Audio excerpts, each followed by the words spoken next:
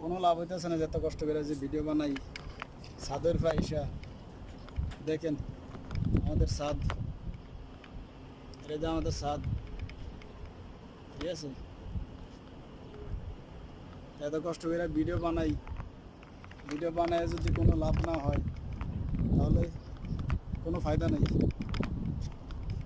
এটা আমাদের ছাদের নিচুটা দেখেন,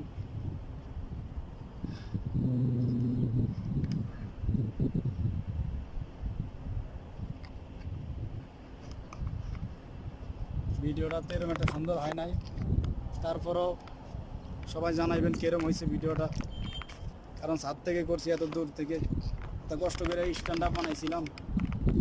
স্ট্যান্ডটা এই 5 দিয়ে বানাইতে অনেক কষ্ট হয়েছে, ঠিক আছে, 5 দিয়ে বানাইতে অনেক কষ্ট হয়েছে স্ট্যান্ডটা।